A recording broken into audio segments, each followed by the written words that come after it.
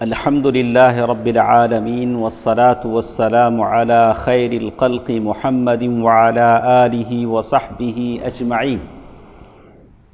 اللہ تعالیٰ کا فضل و کرم ہے کہ سیرت کی اس جلسے میں ہم شریک ہیں، اس بیٹھک میں ہم شریک ہیں، اور یہ مجلس وہ ہے جس میں اللہ کے نبی صلی اللہ علیہ وسلم کی سیرت کی باتیں ہوتی ہیں۔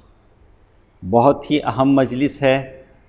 اللہ سبحانہ و تعالی مجھے اور آپ کو ہمارے اور آپ کے پیارے نبی محمد مصطفیٰ صلی اللہ علیہ وسلم کی مکمل اطاعت اور فرمانبرداری کرنے کی توفیق دے، آمین۔ گزشتہ درسوں میں ہم سن رہے تھے جنگ احد کی باتیں۔ جنگ احد میں جب تیر اندازوں نے ان میں سے بعض لوگوں نے اپنی جگہ چھوڑی، خالد بن ولید رضی اللہ تعالی عنہ نے اس طرف سے آ کر مسلمانوں کے پیچھے سے حملہ کیا تو افراتفری مچ گئی، کھلبلی مچ گئی، بہت زیادہ نقصان ہوا اور مسلمانوں کو سرسری طور پر شکست سے دوچار ہونا پڑا، بہت زیادہ جانی نقصان بھی ہوا۔ لیکن جنگ ابھی ختم نہیں ہوئی، مسلمان وہی عزم و استقلال کے پہاڑ بنے ہوئے ہیں، بڑی مستعدی کے ساتھ لڑ رہے ہیں، اور جنگ کے ختم ہونے سے پہلے دو واقعات ایسے ہوتے ہیں جو ہمیں بتاتے ہیں کہ مسلمانوں کے اندر کتنا جذبہ تھا، کتنا ولولہ انگیز ان کے جذبات تھے۔ یہ ساری باتیں ہم کو بتاتی ہیں۔ تو اس میں سب سے پہلے حضرت کعب بن مالک رضی اللہ تعالی عنہ کا بیان ہے کہ کعب بن مالک رضی اللہ تعالی عنہ ان مسلمانوں میں سے تھے جو گھاٹی سے باہر آئے تھے جنگ کے۔ دیکھا کہ جنگ میں مسلمان اور کافر آپس میں مل گئے ہیں، پہچان نہیں پا رہے ہیں کہ کون کافر ہے کون مسلمان ہے، اور حذیفہ بن یمان رضی اللہ تعالی عنہ کے والد کو خود کس نے قتل کر دیا؟ مسلمانوں نے قتل کر دیا۔ وہ کہہ رہے ہیں کہ میرے ابا ہیں، لیکن پہچان نہیں پائے مسلمانوں نے خود کسے قتل کر دیا؟ حذیفہ بن یمان کے والد یمان کو قتل کر دیا۔ تو ایسے موقع پر کعب بن مالک رضی اللہ تعالی عنہ گھاٹی سے نکل کر باہر آ گئے تھے، اور کعب بن مالک رضی اللہ تعالی عنہ فرماتے ہیں کہ میں نے دیکھا کہ کافر اور مشرک مسلمانوں کا مثلا کر رہے تھے۔ مثلا کیا ہوتا ہے؟ مثلا جس میں میتوں کے ناک، کان اور شرمگاہیں کاٹی جاتی، یعنی لاش کی کیا کی جاتی ہے؟ بے حرمتی کی جاتی۔ تو کعب بن مالک رضی اللہ تعالیٰ عنہ فرماتے ہیں کہ مسلمانوں کی میتیں، شہداء کی لاشیں پڑی ہوئی تھیں، اور ایک کافر وہاں آیا، مشرک، اور وہ ڈیل ڈول بڑا جنگی لباس پہنا ہوا تھا، اور کہہ رہا تھا کہ ایسے پڑے ہیں جیسے بکریاں ذبح کر کے ڈال دی گئیں۔ کس کے لیے کہہ رہا ہے؟ مسلمانوں کی شہداء کے لیے کہہ رہا ہے کہ ایسے مرے پڑے ہیں جیسے بکریاں ذبح کر کے ڈال دی گئیں۔ تو کعب بن مالک رضی اللہ تعالیٰ عنہ فرماتے ہیں کہ میں دیکھ رہا تھا اس کی باتیں سن رہا تھا، تو اچانک میں نے دیکھا کہ وہاں ایک مسلمان بھی ہے جو اس کو آبزرو کر رہے ہیں، دیکھ رہے ہیں۔ تو کعب بن مالک رضی اللہ تعالیٰ عنہ فرماتے ہیں کہ میں نے مسلم اور کافر دونوں کو آنکھوں میں تولنے لگا، یعنی کمپیئر کرنے لگا کہ دونوں میں کون زیادہ طاقتور ہے، کس کے پاس زیادہ تلوار ہے، کس کے پاس زرہ ہے۔ میں نے دونوں میں کمپیئر کرنے لگا، تو میں نے دیکھا کہ کافر ڈیل ڈول میں، ساز و سامان میں مسلمان سے زیادہ ہے، لیکن یہ میں دیکھ ہی رہا تھا کہ مسلمان نے اس کو تلوار سے ایسے مارا کہ وہ تلوار گردن سے نیچے پیروں سے اتر گئی، اور وہ کافر کیا ہو گیا؟ دو حصوں میں بٹ گیا۔ اور اس کے بعد جو مسلمان تھا اس کے سر پر وہ ٹوپی تھی لوہے کی، جسے خود کہتے ہیں، انہوں نے اپنی ٹوپی نکالی، ٹوپی نکال کر کہا کہ کعب کیسا رہا؟ میں ابو دجانہ ہوں، انہوں نے کیا کہا؟ میں ابو دجانہ ہوں۔ تو یہ ابو دجانہ رضی اللہ تعالیٰ عنہ کی ہمت تھی، جن کو اللہ کے نبی صلی اللہ علیہ وسلم نے تلوار دیا تھا، تلوار دیا تھا۔ جو تلوار اللہ کے نبی نے کسے نہیں دیا؟ زبیر رضی اللہ تعالیٰ عنہ کو نہیں دیا، عمر رضی اللہ تعالیٰ عنہ نے مانگا، ان کو نہیں دیا، حضرت علی نے بھی مانگا، ان کو بھی نہیں دیا، تو انہوں نے ایسی مار۔ یہ پہلا واقعہ ہے۔ اسی کے ساتھ ساتھ ایک اور واقعہ دیکھیے، ہوتا تو یہ ہے کہ جنگ کے وقت لوگوں کے جذبات ٹھنڈے پڑ جاتے ہیں، لوگ پریشان ہو جاتے ہیں، لیکن جنگ کا آخری مرحلہ ہے، لیکن ابھی بھی مسلمان جوش اور ولولے سے بھرے ہوئے ہیں۔ تو کہتے ہیں کہ جنگ ختم ہونے کے پہلے پہلے کچھ خواتین مومنوں کی عورتیں میدان جنگ میں آئیں۔ کافروں کی عورتیں تو تھے ہی، تو اس وقت کیا ہوا، مومنوں کی عورتیں آئیں اور یہ زخمیوں کو پانی پلا رہی تھی۔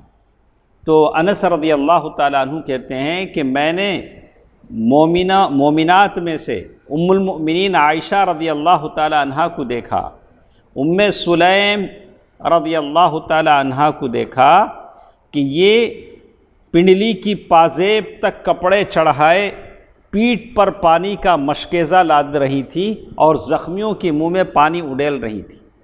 کون؟ عائشہ ام المؤمنین عائشہ رضی اللہ تعالیٰ عنہ اور ام سلیم رضی اللہ تعالیٰ عنہ، یعنی یہ زخمیوں کو کیا کر رہی تھی؟ پانی پلا رہی تھی۔ حضرت عمر رضی اللہ تعالیٰ عنہ بیان فرماتے ہیں کہ ام سلیط یہ بھی پانی بھر بھر کر لا رہی تھی مشکیزے میں۔ وہ زمانے میں وہ آج کی طرح میٹل کا تو نہیں ہوتا تھا، مشکیزہ ہوتا تھا، اسکن چمڑے سے بنایا جاتا تھا، اس میں پانی بھرا جاتا تھا۔ انہی عورتوں میں ایک تھی ام ایمن۔ ام ایمن رضی اللہ تعالی عنہ کس کی ماں ہیں؟ نہیں معلوم؟ ام ایمن کس کی؟ ماشاء اللہ، ام ایمن کس کی ماں ہیں؟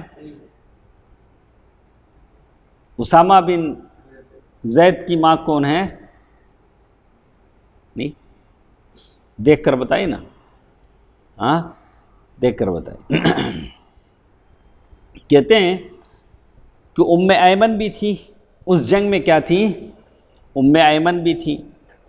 اب دیکھا ام ایمن رضی اللہ تعالی عنہا نے کہ مسلمان پریشان ہو کر میدان جنگ چھوڑ کر مدینے کی طرف بھاگنا چاہتے ہیں، مدینے کی طرف بھاگنا چاہتے ہیں۔ ام ایمن ہیں اسامہ بن زید رضی اللہ تعالی عنہ کی ماں، زید بن حارثہ کی بیوی، اللہ کے نبی صلی اللہ علیہ وسلم کو بچپن میں جنہوں نے گود لے کر بہلایا وہ ام ایمن رضی اللہ تعالی عنہ، لیکن وہ بھی جنگ میں ہے، جنگ کے میدان میں ہے۔ آپ اندازہ لگائیے کیا عمر رہی ہوگی، لیکن جنگ کے میدان میں ہیں۔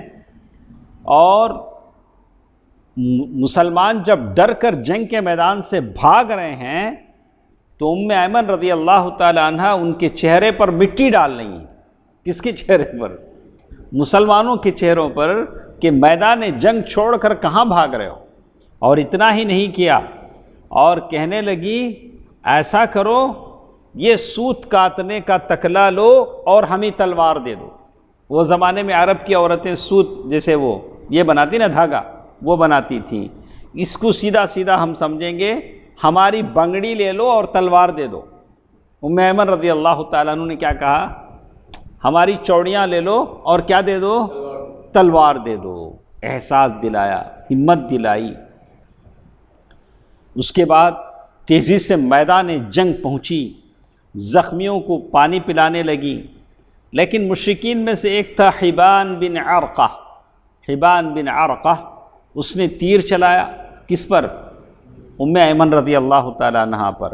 بہت عمر ہے، بہت عمر ہے، اللہ کے نبی صلی اللہ علیہ وسلم کو انہوں نے گود لیا ہے تو بڑی عمر ہے۔ اسامہ بن زید جوان ہیں، ان کے بیٹے ہیں۔ تو ام ایمن رضی اللہ تعالی عنہ تیر کھا کر نیچے گر پڑی۔ لیکن گرتے ہوئے تھوڑا ان کا کپڑا کیا ہو گیا، ہٹ گیا، جس کی وجہ سے تھوڑا سطر کھل گیا۔ کافر ہنسنے لگا، جس نے تیر مارا اس نے کیا کیا، ہنسنے لگا۔ اب ویسے یہ اللہ کے نبی صلی اللہ علیہ وسلم کی کیا ہوتی تھی، دایا ہوتی تھی، مطلب جس نے گود لیا، اللہ کے نبی صلی اللہ علیہ وسلم کے دل پر یہ بات گراں گزری۔ اللہ کے نبی صلی اللہ علیہ وسلم کو کیا ہوا، دل پر یہ بات کیا ہوئی، گراں گزری۔ اور وہیں سعد بن ابی وقاص رضی اللہ تعالی عنہ بھی تھے۔ اللہ کے نبی صلی اللہ علیہ وسلم نے سعد بن ابی وقاص رضی اللہ تعالی عنہ کو ایک تیر دیا، لیکن وہ تیر ایسا تھا جس میں نوک نہیں تھا، شارپ نہیں تھی۔ وہ تیر اللہ کے نبی صلی اللہ علیہ وسلم نے دیا، بولا کہ یہ تیر اس پہ چلاؤ، کس پر، حبان بن عرقہ، اس پر۔ تو انہوں نے چلایا تو سیدھے تیر جا کر اس کے حلق پر لگا، حلق پر لگا اور وہ چھت گر گیا، اس کا پردہ کھل گیا۔ کس کا؟ جس نے تیر چلایا تھا۔ اللہ کا کرنا ایسا ہوا کہ پہلے زمانے میں کپڑے کیا تھے، جیسے احرام کی حالت ہوتی تھی، نیچے ایک دہبن اوپر ایک کپڑا، تو اس کا کپڑا کھل گیا۔ اب ہنسنے کی باری کس کی تھی؟ رسول اللہ صلی اللہ علیہ وسلم کی۔ پہلے اس نے ہنسا تھا، کیوں سنا بھائی؟ اسلام، ماشاء اللہ، پہلے اس نے ہنسا تھا، اب اللہ کے نبی صلی اللہ علیہ وسلم ہنسے۔ جس خاتون نے اللہ کے نبی صلی اللہ علیہ وسلم کو گود لیا، میدان جنگ میں وہ نیچے گرتی ہیں، ان کا سطر کھل جاتا ہے تو تیر چلانے والا ہنستا ہے۔ تو اللہ کے نبی صلی اللہ علیہ وسلم نے ایسے ہی کیا کہ سعد بن ابی وقاص سے کہا کہ تم تیر چلاؤ۔ اب ان کے تیر سے اس کے حلق میں لگا، وہ نیچے گرا، اس کا کپڑا کھل گیا، تو اب ہنسنے کی باری کس کی تھی؟ اللہ کے نبی کی۔ اللہ کے نبی صلی اللہ علیہ وسلم اتنا ہنسے، جڑ کے دانت دکھائی دینے لگے، یعنی مسوڑے کا آخری حصہ، یعنی بالکل کھل کر اللہ کے نبی صلی اللہ علیہ وسلم کیا ہو گئے، ہنسنے لگے۔ اتنا ہی نہیں، یہ بھی فرمایا کہ سعد رضی اللہ تعالی عنہ نے ایمن کا بدلہ لے لیا۔ یہ کہاں ہو رہا ہے؟ جنگ کے میدان میں، جہاں لاشیں گر رہے ہیں، جہاں لوگ قتل ہو رہے ہیں، آہ آہ کی آواز آ رہی ہے، لیکن اللہ کے نبی صلی اللہ علیہ وسلم ہر ایک بات کا خیال رکھ رہے ہیں۔ اللہ تعالیٰ ان کی دعا قبول فرمائے۔ یہ دو واقعات تھے جو جنگ کے آخری مرحلے میں ہم نے آپ سے کہا، اور اسی کے ساتھ ساتھ اللہ کے نبی صلی اللہ علیہ وسلم اپنے ساتھیوں کو لے کر پیچھے آ گئے گھاٹی کی طرف، مسلمانوں کو لے کر آ گئے۔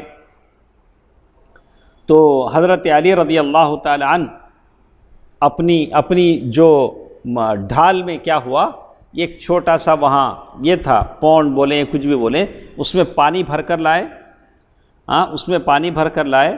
احد کا ایک چشمہ تھا، پانی کا ایک یہ تھا، وہاں سے پانی بھر کر لائے۔ اللہ کے نبی صلی اللہ علیہ وسلم کی خدمت میں وہ پانی پیش کیا۔ اللہ کے نبی صلی اللہ علیہ وسلم نے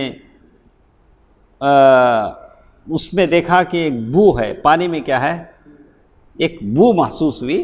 اللہ کے نبی صلی اللہ علیہ وسلم نے اسے پیا تو نہیں اس پانی کو، البتہ اس سے چہرے کا خون دھویا اور سر پر وہ پانی ڈال لیا۔ کس نے؟ اللہ کے نبی صلی اللہ علیہ وسلم نے۔ اس حالت میں اللہ کے نبی صلی اللہ علیہ وسلم فرما رہے تھے، اس شخص پر اللہ کا سخت غصہ ہو جس نے نبی کے چہرے کو خون آلود کیا۔ اللہ کے نبی صلی اللہ علیہ وسلم کا سارا چہرہ خون یہ ہو رہا تھا۔ اسی لیے حضرت سہل رضی اللہ تعالی عنہ فرماتے ہیں، میں اچھی طرح جانتا ہوں کہ اللہ کے نبی صلی اللہ علیہ وسلم کے زخم کس نے دھوئے، پانی کس نے بہایا، علاج کس سے کیا گیا۔ تو سہل رضی اللہ تعالی عنہ فرماتے ہیں کہ فاطمۃ الزہرا رضی اللہ تعالی عنہا نے آپ کا زخم دھویا۔ کون کس کا زخم دھو رہی ہے؟ بیٹی باپ کا زخم دھو رہی ہے۔ دیکھیے کیا حضرت فاطمہ رضی اللہ تعالی عنہا یہ ایک داعیہ تھی، یہ اسلام کی سربلندی اور اشاعت میں اول صف کی وہ خادم تھیں۔ جب خانہ کعبہ میں، کعبہ مقدسہ میں جب اونٹ کی اوجھڑی ڈالی گئی تو کس کو دور کیا؟ حضرت فاطمہ نے دور کیا۔ احد کے میدان میں جب چہرہ زخمی کیا گیا تو زخم اور سر کس نے دھوئے؟ علاج کس نے کیا؟ فاطمہ زہرا رضی اللہ تعالی عنہا نے کیا۔ تو کہتے ہیں حضرت علی رضی اللہ تعالی عنہ ڈھال سے پانی بہا رہے تھے، جب حضرت فاطمہ نے دیکھا کہ جیسے جیسے پانی ڈال رہے ہیں خون بڑھ رہا ہے، خون کم نہیں ہو رہا ہے، خون اور بہہ رہا ہے، تو انہوں نے حصیر کا ایک ٹکڑا جلایا اور اسے جلا کر زخم کی جگہ چپکا دیا، اور خون کا بہاؤ کیا ہو گیا؟ رک گیا۔ وہ زمانے میں وہی علاج تھا، ہاں، وہ لائٹوں والی گاڑی تو نہیں آتی تھی اور کوئی دوا دارو تو نہیں تھا، بس جو بھی تھا وہ زمانے کے حساب سے وہی تھا، اور اللہ کا سب سے بڑا کرم تھا۔ حضرت محمد بن مسلمہ رضی اللہ تعالی عنہ دیکھا کہ اللہ کے نبی صلی اللہ علیہ وسلم وہ پانی نہیں پیے ہیں، تو کہیں سے میٹھا میٹھا پانی، خوش ذائقہ پانی لائے۔ اللہ کے نبی صلی اللہ علیہ وسلم نے وہ پانی پیا اور دعائے خیر دی۔ تو یہ اللہ کے نبی صلی اللہ علیہ وسلم کی طبیعت تھی، دیکھا کہ پانی اچھا ہے تو پی لیا، دیکھا کہ پانی میں بو ہے تو پانی کیا کر دیا؟ چھوڑ دیا اسے۔ اور کہتے ہیں کہ زخم کے اثر اتنے زیادہ گہرے تھے، اللہ کے نبی صلی اللہ علیہ وسلم نے ظہر کی نماز بیٹھے بیٹھے پڑھی، کھڑے نہیں ہو پائے۔ احد کے دن ظہر کی نماز اللہ کے نبی صلی اللہ علیہ وسلم نے کیا کیا؟ بیٹھے بیٹھے ادا کیا، اور اس کے بعد صحابہ کرام بھی آپ کے پیچھے کیا کرتے رہے؟ بیٹھے بیٹھے ظہر کی نماز پڑھا۔ اب اس کے بعد ایک اچھی بات ہمارے ساتھ آنے والی ہے ثاقب صاحب، دیکھیے اس میں کیا ہے۔ اب جنگ کا میدان ہے، ہر طرف دھول اڑ رہی ہے، اور اتنا گرد و غبار ہے کہ پتہ نہیں چل رہا کہ کون شہید ہے، کون غازی ہے، کون زندہ ہے یا کون مرا ہے، کچھ پتہ نہیں چل رہا ہے۔ تو اب مشرکین ہیں، مشرکین کو ایک طرح سے تسلی ہے۔ کس بات کی تسلی؟ ہاں نہیں، کس بات کی تسلی؟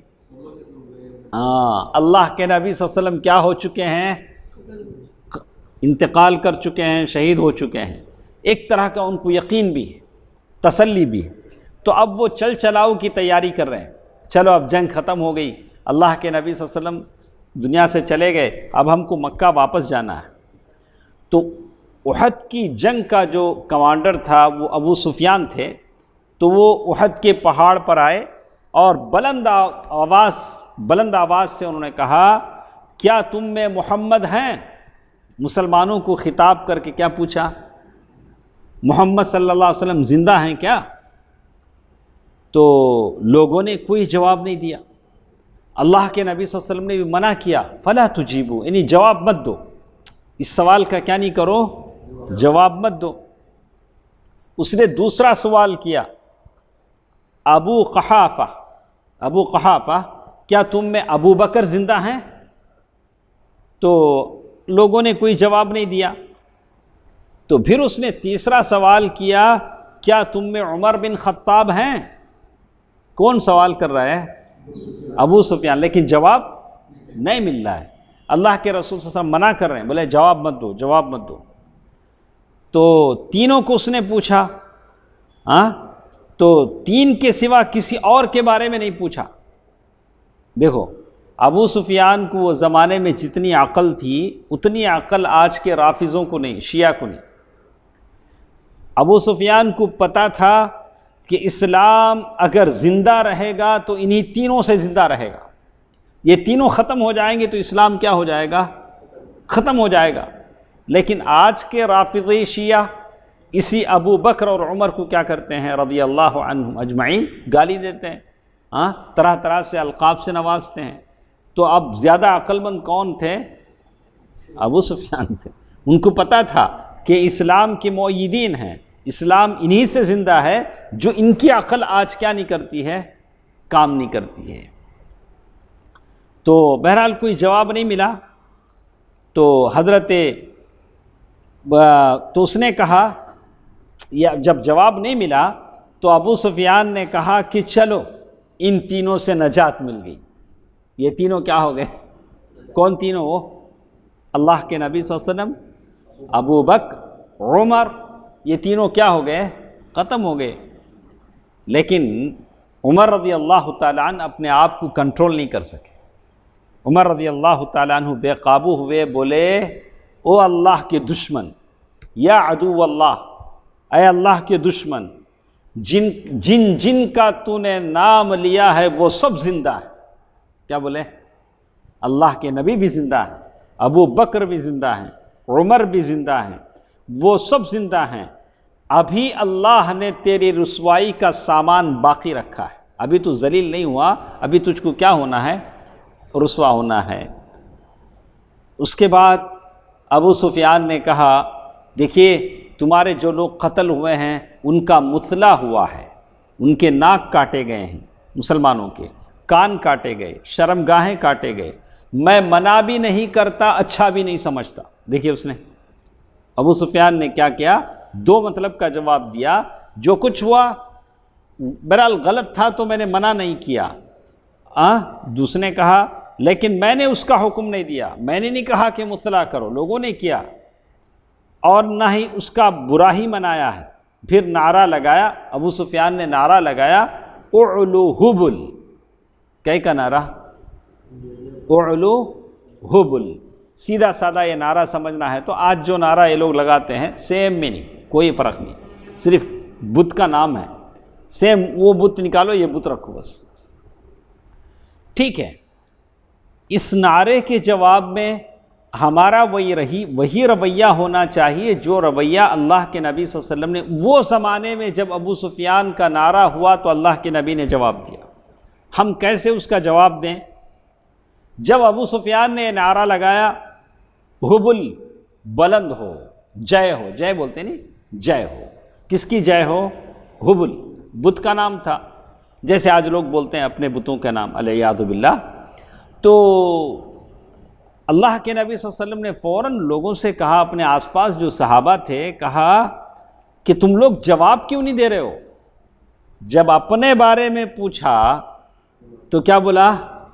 جواب مت دو، لیکن جب اللہ کی ذات کی بات آئی، سبح اسم ربک الاعلی، اللہ کی سربلندی کی بات آئی تو بولا کہ اب جواب دو۔ اب کیا کرو؟ جواب کیوں نہیں دے رہے ہو؟ صحابہ نے عرض کیا اللہ کے نبی ہم کیا جواب دیں، کیسے ہم کاؤنٹر کریں، کیسے جواب دیں؟ کہا اللہ اعلی و اجل، تم کہو کہ ارے تمہارا بت نہیں، اللہ ہے جو اعلی اور اجل ہے، یہ جواب دو۔ تو اللہ اعلی ہے اور برتر ہے۔ پھر ابو سفیان نے سن کر کہا لنا عزا ولا عزا لکم، ہمارے پاس ایک بت ہے نا عزا، تمہارے پاس نہیں ہے نا۔ عزا لیڈی بت تھی، کہا کہ ہمارے پاس عزا ہے، تمہارے پاس کیا نہیں ہے؟ عزا نہیں ہے۔ تو نبی صلی اللہ علیہ وسلم نے سن کر فرمایا کہ ارے بھائی جواب دو نا۔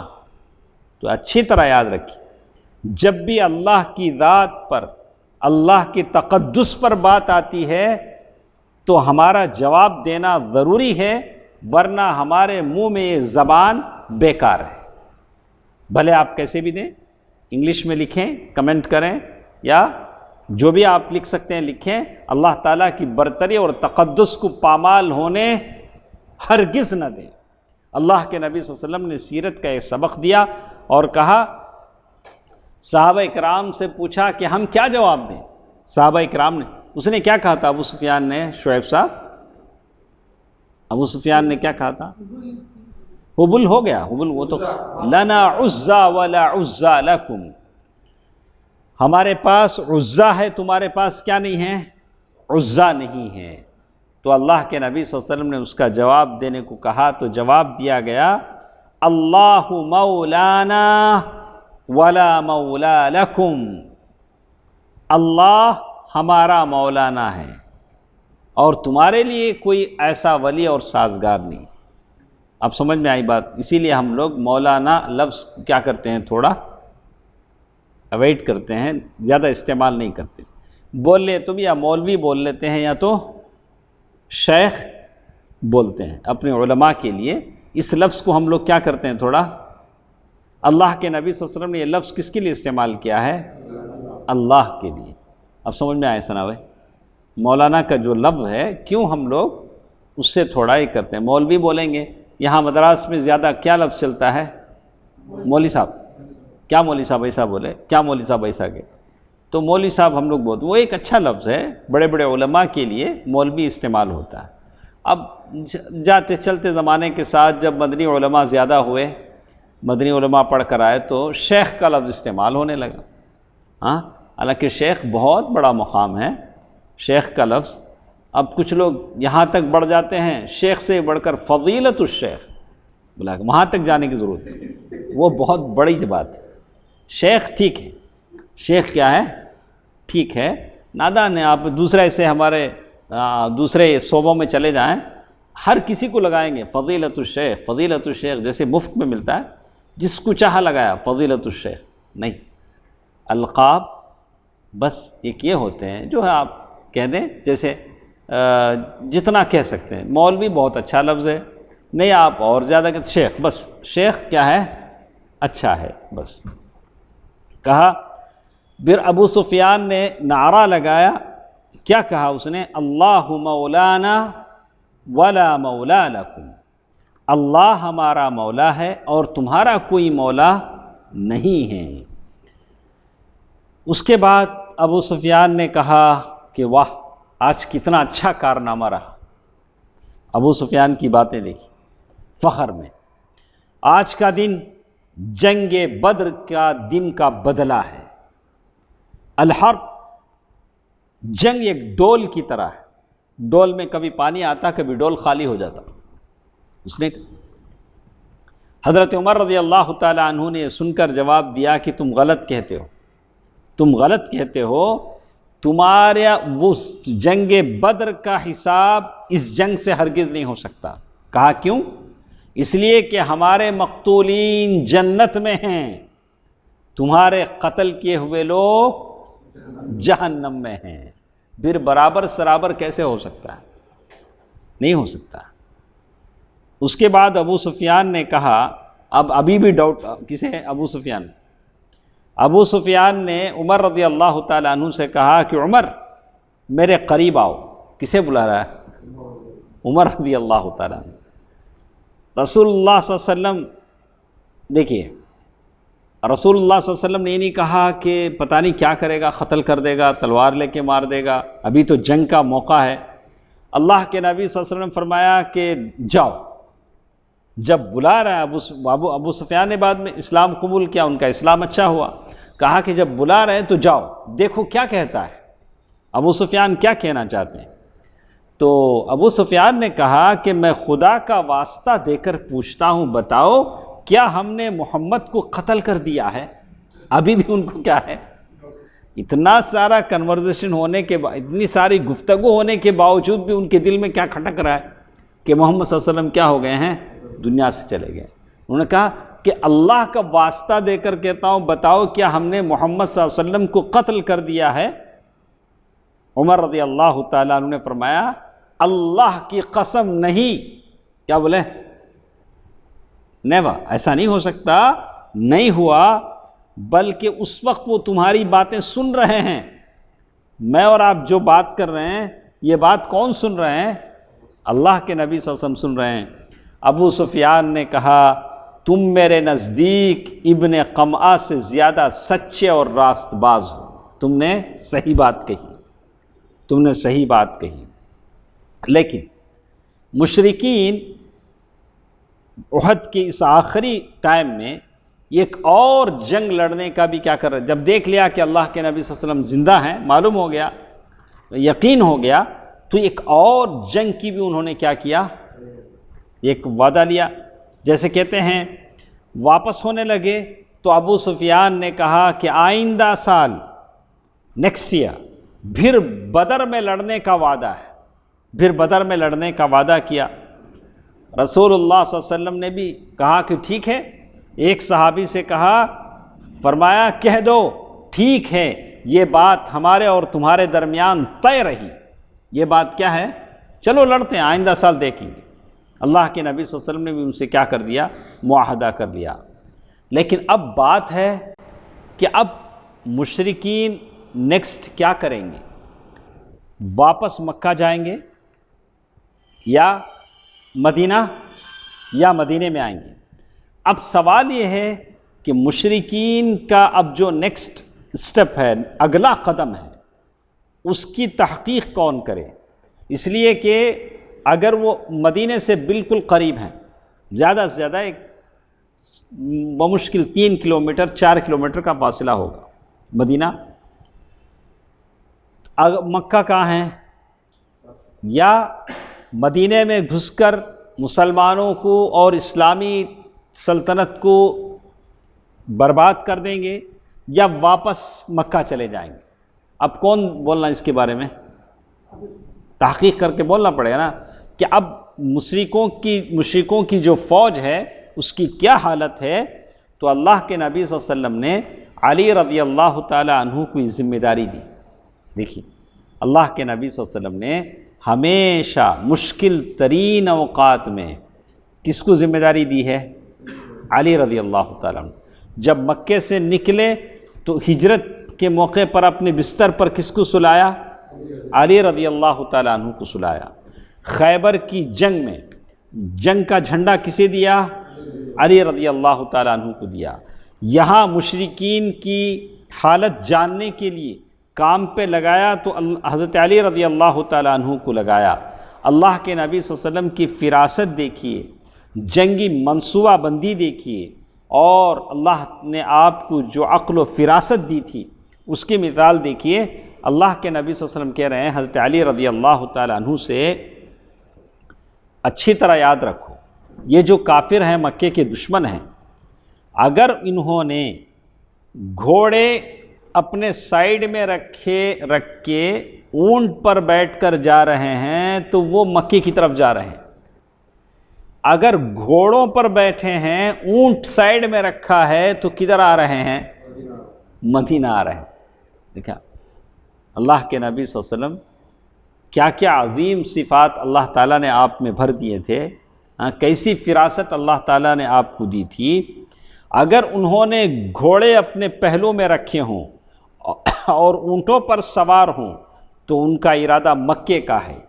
اگر گھوڑوں پر سوار ہوں اور اونٹ ہاک کر لے جائیں تو مدینے کا ارادہ ہے۔ دیکھیں پھر فرمایا اس ذات کی قسم جس کے ہاتھ میں میری جان ہے، اگر انہوں نے مدینے کا ارادہ کیا تو میں مدینہ جا کر ان سے 2 ہاتھ کر لوں گا۔ کیا مطلب؟ کیا کر لوں گا؟ ان سے ہم کیا کر لیں گے؟ 2 ہاتھ کر لیں گے، مطلب مقابلہ کر لیں گے، پسپا ہونے، مصالحت کرنے، پیچھے ہٹنے، ایسا کوئی وہاں کیا نہیں ہوگا، بات نہیں ہوگی۔ حضرت علی رضی اللہ تعالیٰ عنہ کا بیان ہے کہ اس کے بعد میں ان کے پیچھے نکلا تو دیکھا کہ انہوں نے گھوڑے پہلو میں رکھے ہیں، اونٹوں پر سوار ہیں اور مکے کا رخ کیا۔ سارے کدھر چلے گئے؟ مکے چلے گئے۔ احد کی جنگ میں جو آئے ہیں وہ اب واپس کہاں چلے گئے ہیں؟ مکہ چلے گئے ہیں۔ اب بات کرتے ہیں شہیدوں کی۔ کیا اکرم صاحب؟ اب بات کرتے ہیں کس کی؟ شہیدوں کی۔ شہید زخمی مسلمانوں میں جو شہید ہوئے، اللہ کے نبی صلی اللہ علیہ وسلم نے اب شہیدوں کو کھوج لگانا شروع کیا، تلاش کرنا شروع کیا۔ زید بن ثابت رضی اللہ تعالیٰ عنہ کا بیان ہے، اللہ کے نبی صلی اللہ علیہ وسلم نے ان سے کہا کہ دیکھو سعد بن الربیع کو تلاش کرو، سعد بن الربیع ان کو تلاش کرو کہ کہاں ہیں، اگر وہ دکھائی پڑ جائیں تو انہیں میرا سلام کہنا اور دریافت کہنا کہ اللہ کے نبی صلی اللہ علیہ وسلم دریافت کر رہے ہیں کہ تم اپنے آپ کو کیسا پا رہے ہو۔ زید بن ثابت رضی اللہ تعالیٰ عنہ کہتے ہیں کہ میں جنگ کے میدان میں جہاں مقتولین زخمی پڑے ہوئے تھے ڈھونڈتا گیا کہ سعد بن الربیع کو تلاش کروں۔ کس نے کہلا بھیجا ہے؟ اللہ کے نبی نے کہلا بھیجا ہے، ڈھونڈنا ہے۔ سعد بن الربیع کو تلاش کروں تو لگاتے لگاتے میں تلاش کرتے کرتے ان کے پاس پہنچا، دیکھا کہ وہ اپنی آخری سانسیں لے رہے ہیں۔ کون؟ سعد بن الربیع۔ ان کے جسم پر تیر، تلوار، نیزے کے 70 سے زائد زخم آئے تھے۔ میں نے کہا کہ سعد، اے سعد، اللہ کے رسول آپ کو سلام کہتے ہیں۔ کس کا سلام؟ نبی رحمت کا سلام ہے، اور دریافت کر رہے ہیں کہ تم اپنے آپ کو کیسا پا رہے ہو۔ انہوں نے کہا کہ رسول اللہ صلی اللہ علیہ وسلم کو سلام، آپ سے عرض کرو یا رسول اللہ، جنت کی خوشبو پا رہا ہوں۔ سعد نے کیا کہا؟ جنت کی خوشبو پا رہا ہوں، اور میری قوم انصار سے کہو کہ اگر تم میں سے ایک کی بھی آنکھ کھل رہی ہو، آنکھ پلک جھپک رہے ہوں اور زندہ ہوں، اور اللہ کے نبی صلی اللہ علیہ وسلم کو کوئی تکلیف پہنچ جائے، تو اللہ کے پاس تمہارا کوئی عذر باقی نہیں رہے گا۔ یعنی اپنی پوری قوم کو کہا کہ اپنی جانیں لٹا دو، لیکن کس کی حفاظت کرو؟ اللہ کے نبی صلی اللہ علیہ وسلم کی حفاظت کرو۔ یہ کہتے کہتے ان کی روح نکل گئی۔ یہ تھے سعد بن ربیع۔ اور اسی طرح ایک اور آدمی تھے اسیرم، ان کا نام کیا تھا؟ اسیرم، جن کا نام تھا عمرو بن ثابت۔ ان میں تھوڑی سی سانس باقی تھی۔ اس سے پہلے ان کو اسلام کی دعوت دی جاتی تھی، وہ قبول نہیں کرتے تھے، تو اس لیے لوگوں نے حیرت سے کہا کہ یہ اسیرم کیسے آیا؟ اس سے پہلے لوگ اسلام کے بارے میں بولتے تھے، وہ مسلمان نہیں ہوتے تھے، لیکن جب جنگ کے وقت دیکھے تو جو لوگ شہید ہو رہے ہیں ان میں اسیرم بھی ہیں۔ لوگ تعجب کر رہے ہیں کہ یہ عمرو بن ثابت، اسیرم یہاں کیسے پہنچے؟ تو یہ تو دین کا انکاری تھا، دین کو مانتا نہیں تھا۔ تو اسیرم سے پوچھا لوگوں نے کہ تم یہاں کیسے آئے؟ تو انہوں نے کہا قوم کی کیسے آنے کا مطلب یہ تھا قوم کی سپورٹ میں آئے یا اسلام کے حفاظت میں آئے۔ دو طرح کی باتیں ہوتی نا، کچھ لوگ اسلام کی حمایت اور سپورٹ میں لڑتے ہیں، وہ اس لیے لڑتے ہیں کہ میں اس قوم کا ہوں، اس لیے میں اس قوم کے دفاع کرتا ہوں۔ انہوں نے کہا کہ اسلام کی رغبت میں آیا ہوں، میں اللہ اور اس کے رسول پر ایمان لایا، اور اللہ اور اس کے رسول کی طرف سے جنگ کی حمایت میں شریک ہوا، یہاں تک کہ میں اس حالت سے دوچار ہوا ہوں۔ اور یہ کہتے کہتے اسیرم کا بھی انتقال ہو گیا۔ اللہ کے نبی صلی اللہ علیہ وسلم نے فرمایا کہ اسیرم جنتیوں میں سے ہیں۔ عمرو بن ثابت کس میں سے ہیں؟ جنتیوں میں سے ہیں۔ ابو ہریرہ رضی اللہ تعالیٰ عنہ فرماتے ہیں حالانکہ انہوں نے اللہ کے لیے ایک وقت کی نماز بھی نہیں پڑھی۔ دیکھا رفیع ہوئے، ایک وقت کی نماز بھی نہیں پڑھا انہوں نے، پھر بھی زبان رسالت کہہ رہی کہ وہ کیا ہیں؟ جنتی ہیں۔ مطلب اتنا ٹائم ہی نہیں ملا ان کو نماز پڑھنے کا، اس وقت ٹائم ہی نہیں ملا، لیکن وہ جنتی ہیں، اس لیے کہ اسلام لانے کے بعد ابھی کسی نماز کا وقت ہی نہیں آیا کہ وہ شہید ہو گئے۔ وہ اسلام لائے، لڑتے رہے، نماز کی کوئی اذان یا وقت ہی نہیں آیا کہ ان کو اللہ تعالیٰ نے کیا دے دیا؟ شہادت دے دی۔ انہی زخمیوں میں ایک تھا قزمان، اس کا نام کیا تھا؟ قزمان، اور اس نے اکیلے نے 7-8 مشرکین کو تحقیق کیا، قتل کیا، اور وہ جب ملا تو زخموں سے چور تھا۔ لوگ اسے اٹھا کر بنو ظفر کے محلے میں لے گئے، مسلمانوں نے خوشخبری سنائی، تم ایک آدمی نے 8-10 مشرکوں کو قتل کر دیا۔ لیکن انہوں نے کہا، قزمان نے کہا کہ میں نے جو جنگ کیا میری قوم کے لیے جنگ کیا ہوں۔ کس کے لیے جنگ کیا ہوں؟ میری قوم کے لیے جنگ کیا ہوں۔ اگر میری قوم کا سپورٹ نہیں ہوتا تو میں جنگ نہیں کرتا۔ تو انہوں نے اسلام کے لیے جنگ نہیں کی تھی، کس کے لیے جنگ کی تھی؟ قوم کے لیے جنگ کی تھی۔ اس کے بعد زخم اتنی شدت سے درد ہوئے کہ وہ برداشت نہیں کر سکے، اپنے آپ میں انہوں نے سوسائڈ کر لیا۔ کس نے؟ قزمان نے۔ اور اللہ کے نبی صلی اللہ علیہ وسلم کو یہ بات معلوم نہیں تھی، اس سے پہلے ہی لوگوں نے کہا کہ قزمان نے 8 آدمیوں کو قتل کر دیا، تو اللہ کے نبی صلی اللہ علیہ وسلم تبھی کہتے تھے کہ وہ جہنمی ہے۔ صحابہ پریشان تھے، ایسا کیوں اللہ کے نبی صلی اللہ علیہ وسلم کہتے ہیں؟ ایک صحابی کہتے ہیں میں اسی جستجو میں لگا رہا دیکھوں کہ کیوں اللہ کے نبی صلی اللہ علیہ وسلم نے ان کے بارے میں کہا کہ جہنمی ہیں۔ وہ تلوار کو زمین میں گاڑا قزمان نے، اور اوپر سے جا کے تلوار پہ کیا ہو گئے؟ گر گئے، جا کے کیا ہو گئے؟ گر گئے، اپنی جان نکال لی۔ یہ تھے قزمان۔ تو اللہ کے نبی صلی اللہ علیہ وسلم کی بات سچی ہوئی تو اصل چیز ہوتی ہے اللہ تعالیٰ کے بارگاہ میں اخلاص کے ساتھ کوشش کرنے کی۔ اگر کوئی اس کے علاوہ کسی اور نیت سے کوشش کرتا ہے، پیسے خرچ کرتا ہے، کسی اور نیت سے عبادتیں کرتا ہے، تو یہ ساری کی ساری چیزیں اللہ تعالیٰ کو پسند نہیں ہیں، اور یہی ہوتا ہے جیسے اللہ کے نبی صلی اللہ علیہ وسلم نے یہاں فرمایا ہے۔ کچھ اور باتیں ہمارے ساتھ ہیں، انشاءاللہ کل کے درس میں ہم اس کو سنتے ہیں۔ اللہ تعالیٰ سے دعا ہے کہ اللہ تعالیٰ جو کچھ ہم پڑھتے ہیں، سنتے ہیں، اسے یاد رکھنے اور دوسروں تک پہنچانے کی اللہ تعالیٰ مجھے اور آپ کو توفیق دے۔ اور اسی طرح ہمارے ساتھ یہ ذکر رہے گا کہ اور بھی کچھ زخمی ہیں، شہداء ہیں، ان کی کیا حالت ہوئی، کل کے درس میں ہم پڑھیں گے۔ سبحانک اللہم ربنا وبحمدک، اشہد ان لا الہ الا انت استغفرک واتوب الیک، والسلام علیکم ورحمۃ اللہ وبرکاتہ۔